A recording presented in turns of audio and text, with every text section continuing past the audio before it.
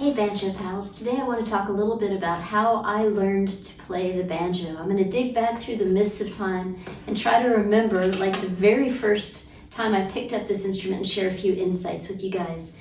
The first thing that I want to say is I found the banjo really difficult to play at first. I started off as a fingerstyle guitar player when I started playing guitar when I was about 8 years old. And was playing just without the picks on my fingers because I was just doing fingerstyle guitar, no picks. And as soon as I picked up the banjo and someone put picks on my hands, I felt such a disconnect from the instrument. So that's why I advise people when you're just starting to play the banjo, the best thing to do, I think, is start without picks because they're a little bit challenging to get the feel. It's very challenging to get them to fit just right, especially for us women who have smaller fingers. We've got to bend the metal parts, get them just so that we can really attack the strings and have control over our fingers.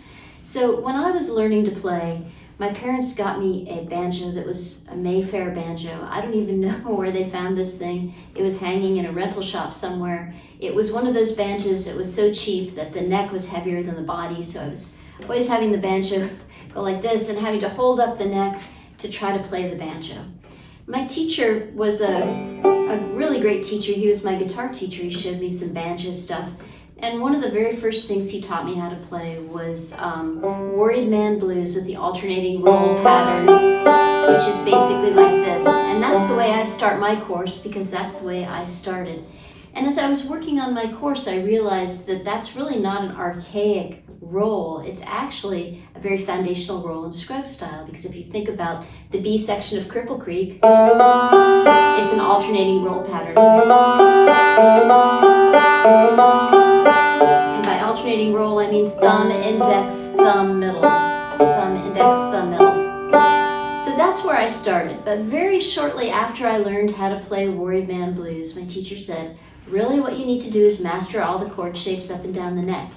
And I basically said, nah. It sounded really boring and hard, so I didn't do that. But of course he was right. And that's why I advise people to really think about chord shapes up and down the neck because until you know what the chord shapes are, you're not going to really be able to go up past the 5th fret without getting lost. But it's not that hard to do because there's only 3 basic shapes. The first one is the open shape, which repeats at the 12th fret. So this is an open G chord, and that's an open G chord. And so once you know that, you know a third of the information. This is the 2nd basic shape, and this is the 3rd basic shape. So between these 3 shapes, you're on your way. And if you do that over a 1-4-5 in the key of G, you'd be playing G to C to D and back to G. So it's really not that complicated. So once you have those basic tools, a little bit of a roll, start to get comfortable with picks once you've played for a little while, know your chord shapes up and down the neck, then the next big thing to learning how to play, and what was really kind of the leap forward for me, was joining the San Diego Bluegrass Club and going to the jam sessions and standing out in the parking lot and playing with other people because that is what this is all about, is connecting with other people through music. And people in our community are very generous and they will show you anything that you want to know. And that goes from the most beginning player to the most advanced player. You can always approach somebody when they come off stage and ask them how they played a certain lick, and I bet to a man or a woman they will always tell you what they did because there's just such a very sharing attitude in our community.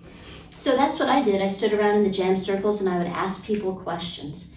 The next big leap forward for me was realizing when you can take information that you already know and apply it in a new context. So it's kind of like the idea of cooking in a way. If you have 3 ingredients, you can make a lot of different dishes with them. So if, for example, you know Salty Dog Blues, or maybe this is a good example.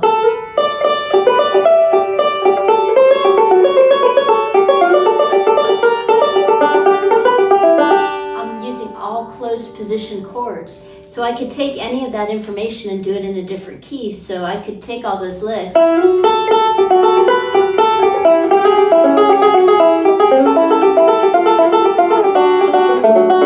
play it in the key of D, or I could do do it in C, or I could do it in E, or any key I can think of.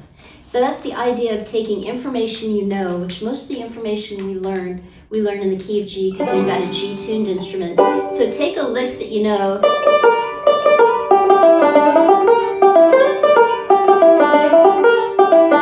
and find a different key. So that's the key of G, so you could do it in the key of C. Or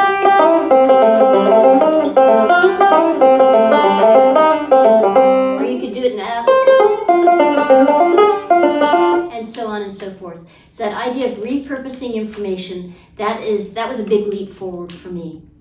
So I guess as I reach back in the midst of time and think about how I learned to play, I would say that the most important ingredients for me were learning the chord shapes up and down the neck. And I don't mean by that learning every possible chord shape.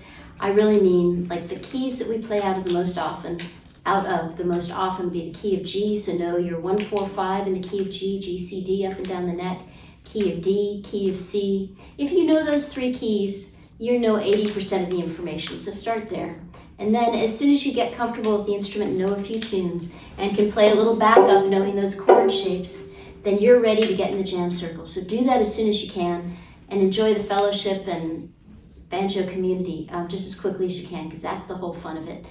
And then the next thing is, as you learn something, anything that you learn, challenge yourself to think about how you can use that information in a new way.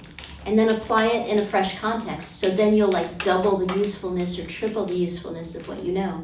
And between those 3 steps, that you can get yourself a lot further along, a lot faster than I probably did with my Mayfair banjo. So thanks for listening to this Banjo Pals. I hope you found it edifying, and just remember to pick it solid.